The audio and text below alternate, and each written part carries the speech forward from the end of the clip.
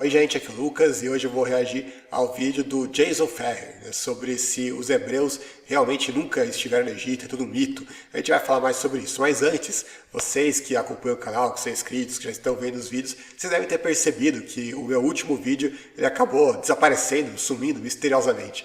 E, bom, não fui eu que tirei esse vídeo do ar. Na verdade, o que aconteceu é que teve 5 segundos do vídeo onde aparecia o professorzinho da caverna e aí ele se aproveitou desses 5 segundos para dar um strike no meu canal e derrubar o vídeo por direitos autorais. Para quem não sabe, com 3 strikes você perde o canal.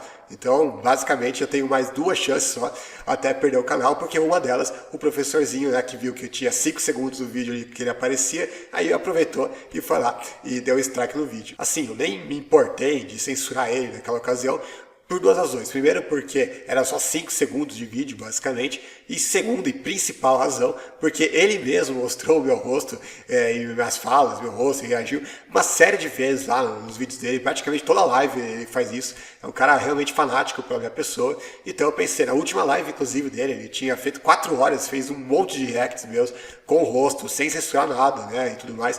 Então eu pensei, cara, não pode existir alguém tão idiota assim, a ponto de dar um strike em alguém, sendo que tem um telhado de vidro, né, desse jeito, né? O cara tem que ser extremamente debilóide para tomar uma atitude dessas. O cara dá um strike no vídeo porque ele aparece por 5 segundos no vídeo, sendo que ele tem vários vídeos aí onde ele me coloca na tela por muito mais que 5 segundos, né? Eu pensei, cara, não dá, não é possível existir alguém tão imbecil a esse ponto, mas a gente viu que existe alguém, né? Então assim, se eu quisesse, eu já poderia ter derrubado o canal dele. Inclusive, ele tem muito mais do que 3 vídeos. Se eu quisesse pegar todos os vídeos que ele já pegou trechos meus e colocou lá na live sem censurar nada, já tem 2 aqui que inclusive eu já separei, já tá tudo preparado, e tem vários outros que se eu maratonar ali os vídeos dele, eu encontro com muita facilidade. Então é aquela coisa, se eu quiser, eu posso derrubar o seu canal, que eu tô falando diretamente pro professorzinho da caverna. Se eu quiser, eu posso derrubar o seu canal apenas com um clique. Eu dou um clique ali e mostro pro YouTube, olha, ele pegou essa parte do meu vídeo, com a outra parte também e tal, e pronto, poderia fazer o mesmo que você fez, só que dessa vez não é apenas um strike que você fez comigo. Eu poderia pegar aqui uma série de vídeos onde você fez isso comigo, poderia juntar 3 que você fez, você sabe que você fez isso comigo bem mais do que 3 vezes, eu poderia facilmente juntar os 3 e pronto, derrubar o seu canal de uma vez só. Não seria nenhuma advertência que o YouTube mandaria, não ia derrubar um vídeo seu que ele fez comigo, ia derrubar todos os seus vídeos, ia derrubar o seu canal por inteiro. E você sabe que eu posso fazer isso. Agora, como eu não sou canalha e desonesto que nem ele, covarde, né, porque ao invés dele pegar o trecho lá e refutar, ou se explicar melhor e tudo mais para os seus leitores, não, ele prefere usar o YouTube para derrubar, para calar os outros na força, né, para você ver como é que o cara é covarde realmente. Agora, como eu não sou covarde igual ele, eu não vou pegar aqui e derrubar o canal dele, até porque eu gosto de me divertir assistindo os vídeos dele, né? Se eu derrubasse o canal dele, eu teria que encontrar outro palhaço para me divertir nas minhas madrugadas. Então, assim, realmente não é minha vontade derrubar o canal dele. Minha vontade é humilhá-lo sempre no meu canal aqui. Então, como eu não quero derrubar o canal dele, e como também eu não quero que meu canal continue com aquele maldito strike que ele deu, então eu vou fazer a seguinte proposta para ele. E eu sei que ele está assistindo esse vídeo, eu sei que ele assiste todos os meus vídeos e maratona todos, é um fã número 1, né? Mas se por acaso ele demorar para assistir esse vídeo, então que os cachorrinhos dele lá, o Alisson, o Leonardo, passe esse vídeo para ele, porque eu vou dar um prazo de 24 horas, não mais do que isso, 24 horas para ele tirar o strike, remover o strike que ele deu no meu canal. Se ele fazer isso, beleza, eu não vou dar strike nenhum no canal dele, ele não vai perder o canal dele.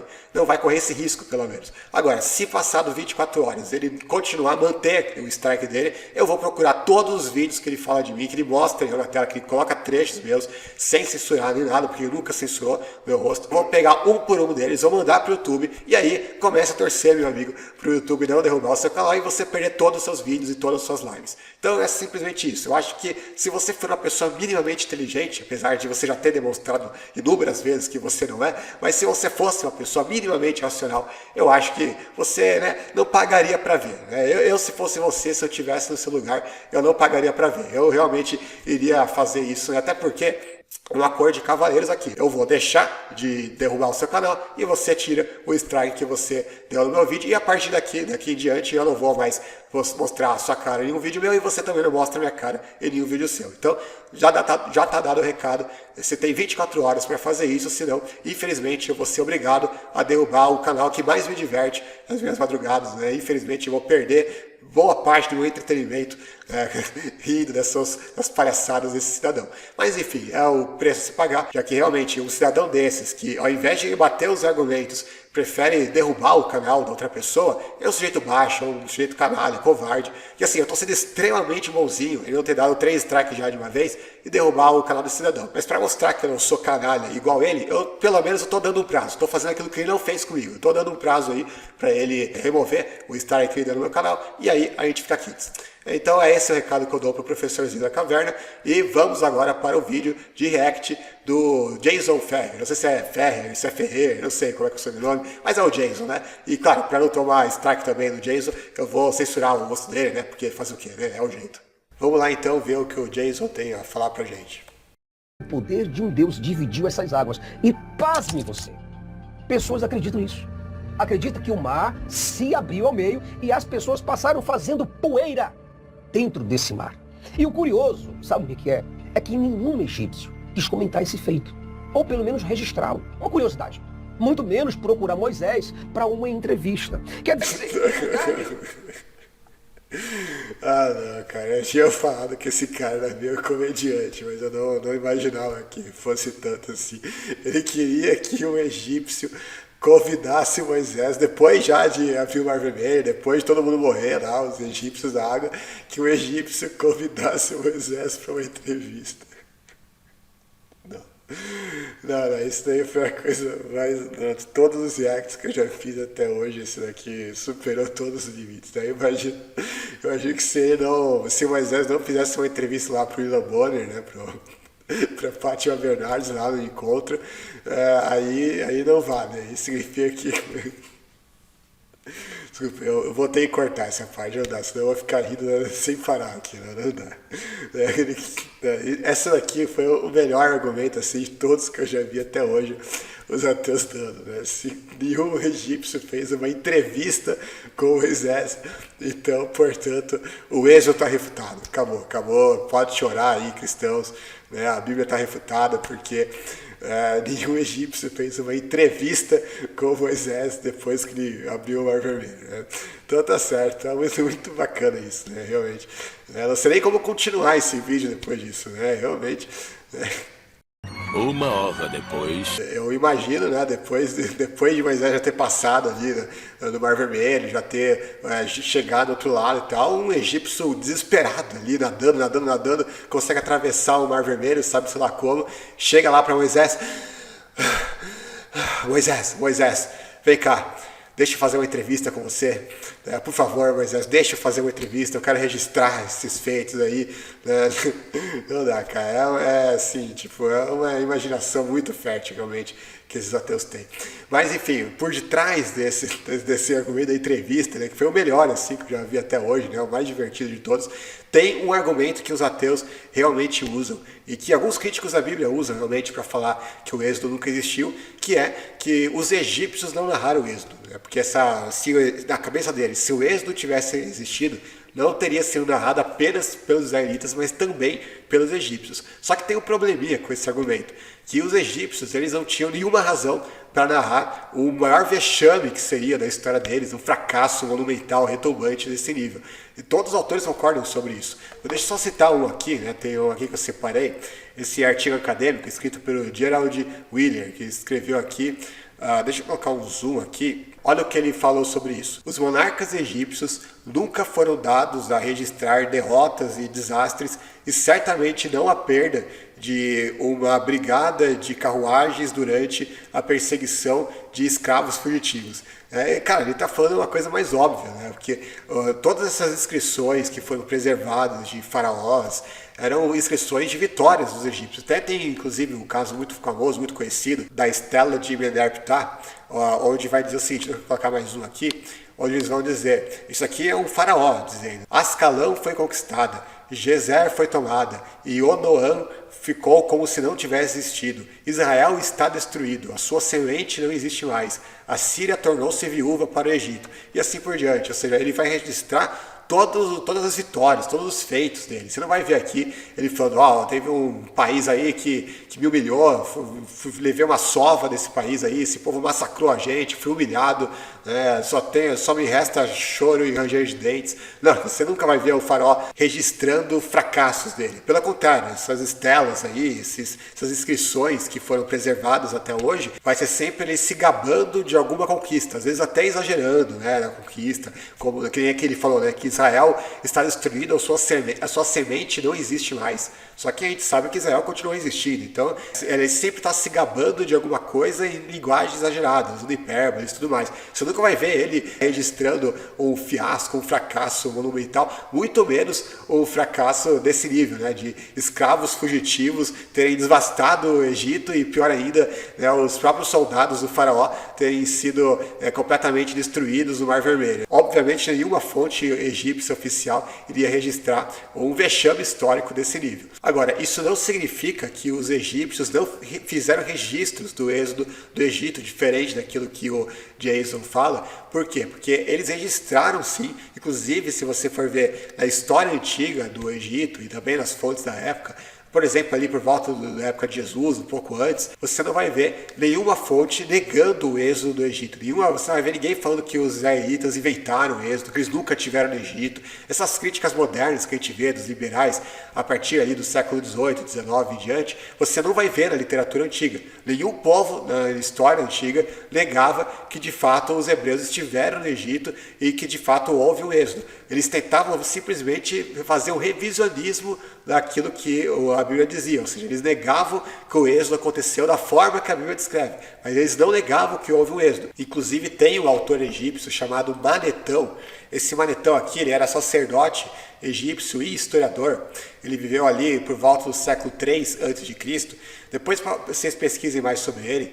E ele vai escrever uma história do Egito, onde ele vai reconhecer que os hebreus de fato estiveram no Egito e de fato houve o êxodo. Só que, claro, como ele era um sacerdote egípcio escrevendo provavelmente ali a serviço dos faraós, ele não escreveu o relato tal como ocorreu na Bíblia. Ele faz, na verdade, o revisionismo do êxodo, mas sem negar que de fato os hebreus estiveram lá e que de fato houve o êxodo do Egito. Inclusive tem esse artigo aqui que eu recomendo, aliás, esse artigo aqui é muito bom, do Instituto Bíblico Armstrong, não Dave Armstrong, é outro Armstrong, onde ele vai falar da versão egípcia do êxodo. Porque, repito, diferente da versão que esses neoateuzinhos aí falam, que como se o êxodo nunca tivesse existido, até mesmo naquela época, até os inimigos dos judeus, os inimigos dos cristãos, eles reconheciam que houve o êxodo do Egito.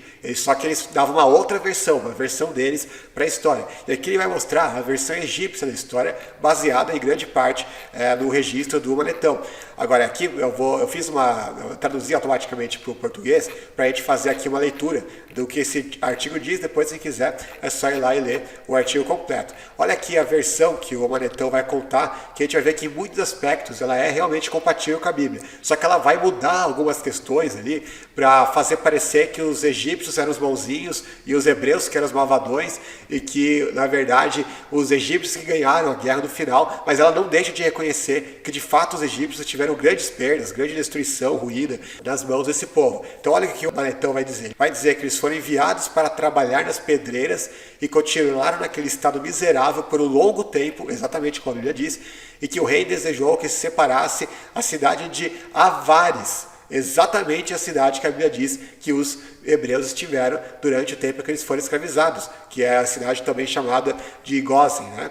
E aí vai dizer, então deixada desolada pelos pastores, que é justamente a profissão que a Bíblia diz que os hebreus tinham no Egito, que eles eram pastores, para sua habitação e proteção. Então olha que a história aqui que ele vai contar é muito parecida com a história que consta na Bíblia. Aí ele continua, ele vai dizer que o líder deles, que mais tarde ele vai falar que era Moisés, disse que eles não deveriam adorar os deuses egípcios, nem deveriam se abster de qualquer um daqueles animais sagrados. Que olha que interessante aqui, né? Ele vai falar que esse líder desse povo aí, né, que estava em Avares, eles eram monoteístas, eles recusavam a adoração a qualquer um dos deuses egípcios. Veja só que curioso. E também eles eram contra os animais sagrados dos egípcios, ou seja, eles tinham outras leis e outros costumes. Inclusive ele vai dizer aqui, tinham muitas outras leis que eram principalmente opostas aos costumes dos egípcios. Isso daqui nem se encaixa na questão dos Ixos, porque os Ixos egípcios, eles respeitavam os costumes dos egípcios. Inclusive, durante o período de dominação dos Hyksos do Egito,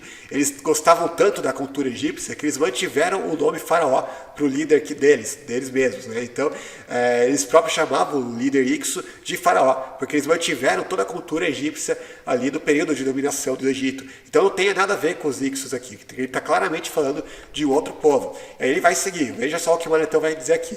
Vai falar dos pastores que tinham sido expulsos da terra para a cidade de... Qual cidade aqui? Qual cidade que está aqui? Jerusalém. Tem que lembrar que Manetão escreveu isso daqui aproximadamente no 3º século antes de Cristo. Nessa época, qual o povo que morava em Jerusalém? Obviamente que os judeus. Ele sabia disso, ele não era burro, ele era historiador.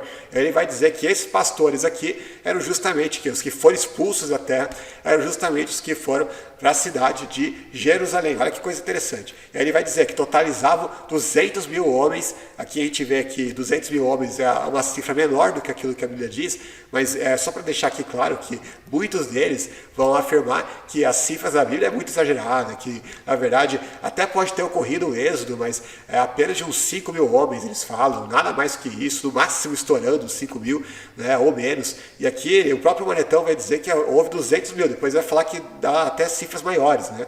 E vai falar que isso ocorreu durante o reinado do Amenófis, que é justamente, para quem viu a minha live lá com o Leonardo Andrade, vocês viram que quando ele perguntou para mim qual o faraó do Êxodo, eu respondi que foi de acordo com as minhas pesquisas, com meus estudos, que é baseada principalmente naquela do documentário Patterns of Evidence, que é uma série fantástica sobre as provas do Êxodo. Eles dão vários indícios de que o faraó do Êxodo era realmente o Amenófis II. E aqui o Manetão vai falar que isso aconteceu justamente durante o reinado do Amenófis, rei do Egito. Então vai juntando todas as coisas, né?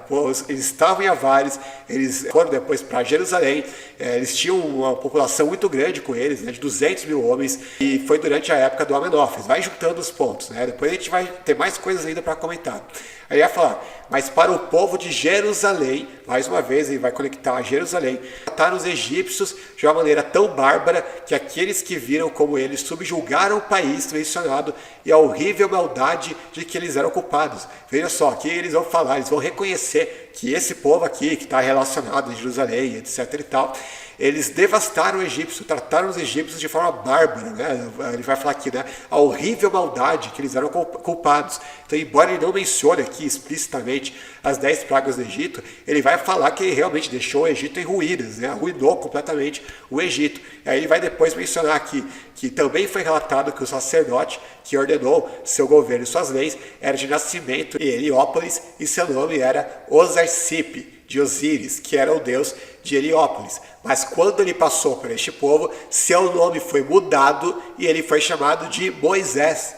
Ou seja, as próprias fontes egípcias confirmando que esse líder aqui, que tinha outro nome antes, ele teve o seu nome mudado para Moisés. Ou seja, era um líder chamado Moisés, que reunia um povo de pastores que viviam em Avares e depois foram para Jerusalém, que arruinaram o Egito. Ou seja, você vai juntando todos os pontos que, tipo, só um negacionista, assim, da pior espécie, que vai negar aqui realmente que ele está falando dos hebreus, do êxodo dos hebreus do Egito. Só que, lógico, como ele está narrando isso da perspectiva dos egípcios, então ele vai dar um final diferente, ele vai dar um retoque na história, ele vai fazer um certo revisionismo, porque ele não vai reconhecer que os egípcios realmente foram completamente humilhados pelos hebreus. Então olha o que ele vai dizer aqui, né? No final ele vai narrar que Amenófis voltou da Etiópia com um grande exército, e aí, né, ambos entraram em batalha, ele e o filho dele, Ramsés, com os pastores e o povo poluído, e os derrotaram e mataram muitos deles, e os perseguiu até os limites da Síria. Ou seja, eles deram um jeito de inventar que no final dessa história toda eles conseguiram derrotar esse povo, embora ele não tenha dito que aniquilou eles, que exterminou e tudo mais. É curioso, né, que mesmo quando eles não exterminavam por completo, eles falavam que exterminaram por completo, destruíram completamente, não sobrou ninguém, né? Eles usavam esse tipo de linguagem hiperbólica, né?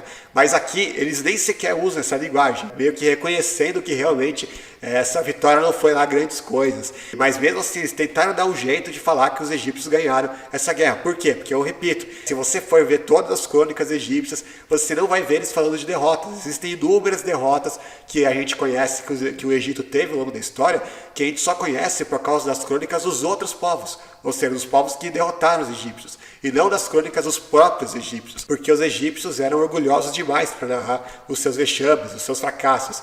Então eles usavam esse tipo de linguagem, ou eles mudavam alguma coisa na história, ou davam uns retoques para fazer de conta que, no fim das contas, o Egito deu a volta por cima e venceu, né? Ou tentavam amenizar aquilo que aconteceu. E é isso que o Manetão faz aqui. Ele tenta dar um retoque na história para justamente não admitir que Moisés e os pastores, né, os hebreus, realmente arrasaram completamente os egípcios. Mas essa versão que eles contam da história, que é apenas uma parte da história e não é a história completa. E mesmo assim a gente vê que eles não tentam negar que os hebreus de fato estiveram no Egito, que Moisés existiu, que Moisés liderou eles, que eles estiveram lá em Avares, que eram pastores, etc, etc. Que realmente houve uma grande devastação do Egito. Você vê que em momento nenhum, nem os próprios egípcios tentam negar esses fatos. Eles não negavam o êxodo, eles não negavam esses acontecimentos. Eles apenas tentavam dar uns retoques da parte deles para ficar menos feio para eles. Inclusive, você tem uma terceira versão, que não é nem a versão de Manetão, cara egípcio, nem a versão da Bíblia, né, a versão israelita, que é a versão de Tácito. Tácito era um historiador romano do primeiro século depois de Cristo, que ele escreveu o seguinte, ele também comentou sobre o êxodo, ele é outro autor que não nega que de fato os hebreus estiveram no Egito, que houve um êxodo no Egito, só que ele narra da seguinte maneira, ele fala de transportar para a terra estrangeira esta raça detestada pelos deuses. Ele era bastante antissemita, o Tácito, e aí ele vai falar que eles foram transportados do Egito para uma terra estrangeira, e depois ele vai falar que um dos exilados tinha o nome de Moisés. Veja só que coisa. E depois vai dizer que começaram a avançar para onde? Para o deserto. Ou seja, um cara chamado Moisés era um dos exilados que saiu do Egito e foi para o deserto, e depois olha para onde ele vai parar depois, do qual expulsaram os habitantes e do qual fundaram uma cidade e um templo.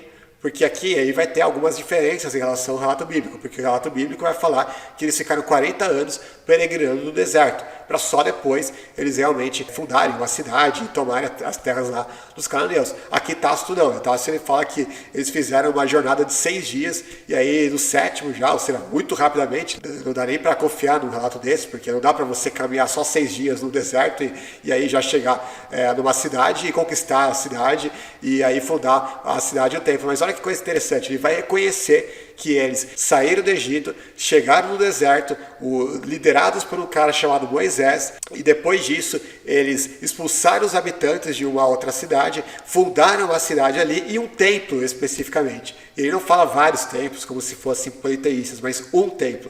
Então a gente vê aqui que o próprio Tácito, a narração que ele faz, embora também seja diferente da Bíblia, e também diferente de Manetão, porque em Manetão houve uma guerra entre os egípcios e esse povo aqui, e em Tácito houve apenas um exílio, ou seja, eles fugiram da terra, mas ele vai realmente reconhecer vários aspectos que concordam com o êxodo bíblico. Agora, como que a gente pode ter certeza que não foi nem o relato de Manetão, nem o de Tácito, que é fiel aos eventos originais que aconteceram de fato, mas sim os da Bíblia? Ou seja, até aqui alguém poderia falar, tá, Lucas, aqui você só falou de várias versões. Tem a versão egípcia do Manetão, tem a versão dos romanos, né, do Tácito, e tem a versão dos hebreus, dos israelitas, que é a versão preservada na Bíblia. Agora, como é que você pode ter certeza que a versão bíblica é a correta e não desses outros autores? Aí a gente vai justamente para o documento egípcio que vai confirmar exatamente a narrativa bíblica, que é um papiro chamado papiro de Puer. Esse papiro aqui não é uma obra oficial, não foi escrita por um faraó,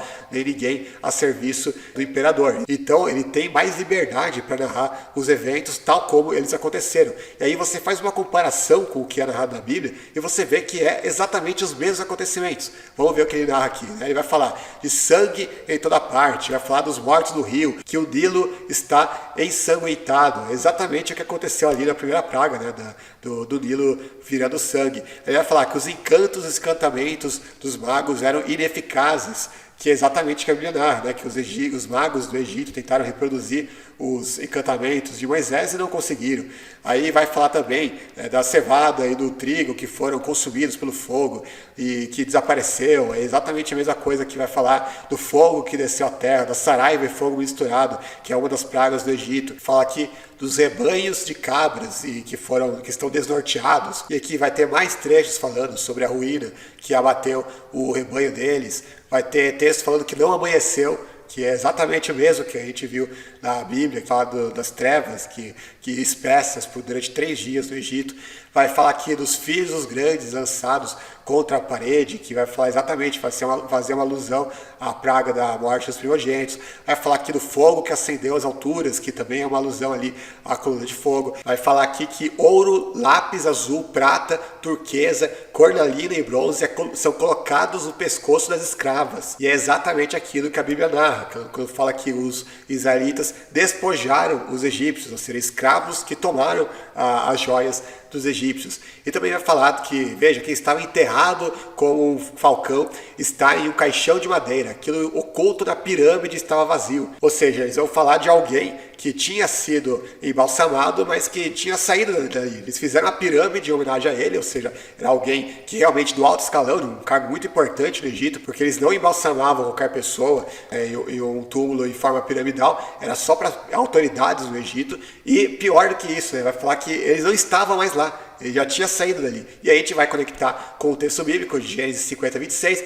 que vai dizer que assim morreu José, tendo 110 anos de idade, o embalsamaram e o puseram no caixão no Egito, mas Moisés levou consigo os ossos de José. Ou seja, cada detalhe no papiro de Púer concorda em gênero, número e grau com aquilo que está na Bíblia. Será mera coincidência? Óbvio que não. Ou seja, a gente tem aqui uma fonte egípcia concordando piamente com aquilo que narra a Bíblia, o que vai mais uma vez corroborar o fato de que a Bíblia é o relato fiel e original aos fatos e não o revisionismo que foi mais tarde praticado por Manetão e por Tácito e por outros autores. E para terminar, vamos aqui para mais essa pérola aqui que ele vai soltar no mesmo vídeo. Vamos ver aqui o que ele vai falar. Eu pergunto para você, cara, qual é a chance de uma madeira com propriedades químicas e físicas completamente diferentes de um organismo vivo se transformar numa cobra, Brasil? Me fala qual é a chance. Mas essa foi a história de um israelita chamado Moisés. E as pessoas acreditam nisso sem questionar. Cara, pega um cabo de vassoura e você joga esse cabo de vassoura no chão e você vê se isso vai se transformar numa serpente, num sapo, numa lagartixa, seja lá como for, cara. Olha o nível do argumento aqui, né? Se a gente, nos dias de hoje, pegar uma vara, qualquer coisa aí, né? Um cabo de vassoura, jogar no chão e não se transformar numa cobra, então tá provado. Moisés realmente não conseguiu fazer isso naquela época, né? Até porque qualquer um de nós hoje está na estatura de Moisés, né? O Jason Ferrer realmente ele é no mesmo nível ali, pau a pau com Moisés. Então, se realmente o Jason não consegue fazer isso, então com certeza Moisés não conseguiria também, né? Meu Deus do céu, é uma coisa tão bizarra, cara, porque é aquela coisa, eles vão pegar os pressupostos do naturalismo, eles vão interpretar a Bíblia como um ateu interpreta, literalmente, né? Então, se os pressupostos deles, que é o pressuposto do naturalismo, ele impede a possibilidade de existir milagres, então está provado que todos os milagres bíblicos são fraude, né? Não podem ter existido. É uma coisa ridícula, né? Então, já que ele quer fazer esse tipo de experimento completamente idiota desses, então vamos fazer um teste. Então vamos lá, Jason, me mostra aí um universo que se forma do nada. Ou mais, se não quer mostrar um universo que se forma do nada, tudo bem, mostra qualquer coisa que se forma do nada. Por nada, leia-se sem tempo, sem espaço e sem matéria, como a ciência mostrou que o universo veio do Big Bang. Ou seja, mostra para mim alguma coisa que vem do nada absoluto e aí realmente eu posso acreditar que o seu universo é possível, o seu universo ateu materialista.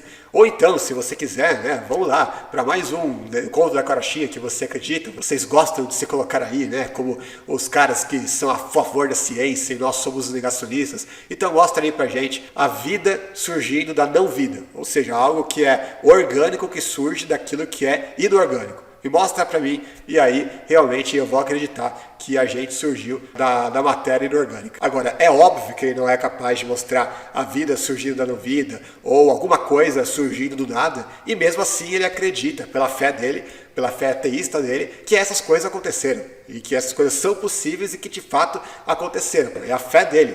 Mesmo que ele não consiga provar por experimentação, né? Não consegue colocar no laboratório, ninguém consegue na prática mostrar que essas coisas acontecem, e mesmo assim ele acredita nelas. Agora, quando o cristão acredita nos milagres milagres que a Bíblia relata, não, aí impossível, isso aí é coisa de louco. Por quê? Porque se a vassoura que ele joga no chão não se transforma numa cobra, então tá provado aí que Moisés não conseguia fazer algo parecido com a vara dele, né? É uma lógica assim, mas o que esperar de alguém que acha que o êxodo não aconteceu porque o egípcio não entrevistou Moisés, né? Depois do Mar Vermelho se fechar, né? Não dá para esperar nada demais de alguém que afirma uma coisa dessas. Bom, então é isso, pessoal. Lembrando que no primeiro comentário fixado desse vídeo vai estar o meu grupo fechado no WhatsApp, onde eu vou notificar sempre que tiver um novo artigo, vídeo, live, qualquer coisa que eu fizer, eu vou notificar ali.